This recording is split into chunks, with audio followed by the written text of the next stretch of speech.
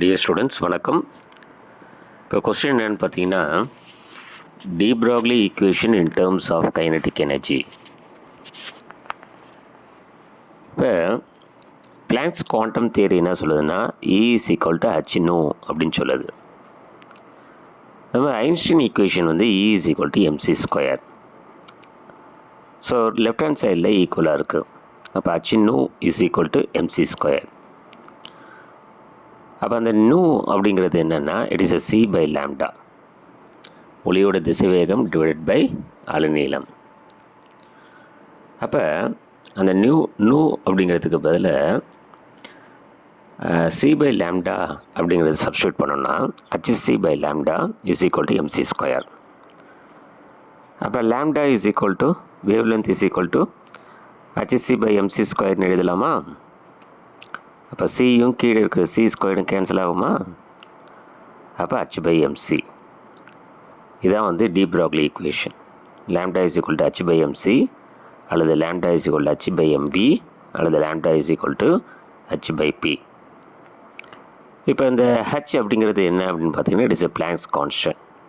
Value பார்த்தீங்கன்னா 6.626 in 10⁻⁻34 kilogram metre square per second.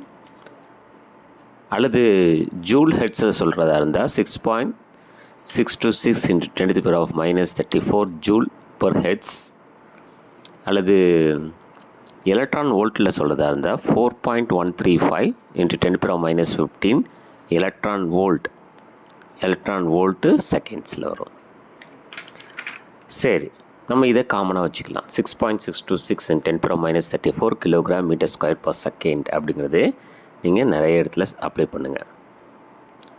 இப்போ kinetic energy is equal to என்ன சொல்லலாம், இயக்க ஆற்றல் இஸ் ஈக்குவல் டு mv ஸ்கொயர்னு சொல்லலாம். அல்லது இது எப்படி எழுதுனா, ரெண்டு பக்கமும் மாஸால் மல்டிப்ளை பண்ணுங்கள். Mass into kinetic energy is equal to half m square into v square. 2வை அந்த பக்கம் கொண்டு போங்க. அந்த ஆஃபில் இருக்கு இல்லையா 2, அந்த 2வை இந்த பக்கம் கொண்டு வந்தீங்கன்னா 2mke is equal to m square v square.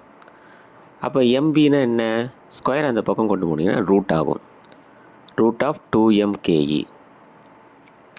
அப்போனா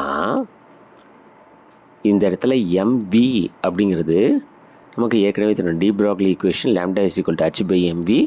அப்போ mv is equal to h by lambda. அப்போ h by lambda is equal to the root of 2mke. நமக்கு de Broglie wavelength in terms of kinetic energy தானே வேணும்.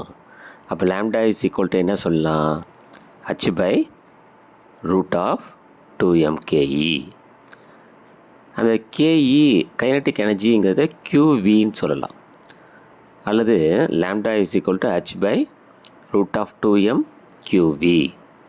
இப்போ பாருங்கள், இப்போ de Broglie equation எப்படி சொல்லலாம், lambda is equal to h by mc ஒன்று. ரெண்டாவது lambda is equal to h by mv, அல்லது lambda is equal to h by p, அல்லது lambda is equal to in terms of kinetic energy h by root of 2mke, அல்லது lambda is equal to h by root of 2mqv. சரிங்களா? இந்த 5 வகையில் D ப்ராக்லி ஈக்குவேஷனை சொல்லலாம். சரிங்களா?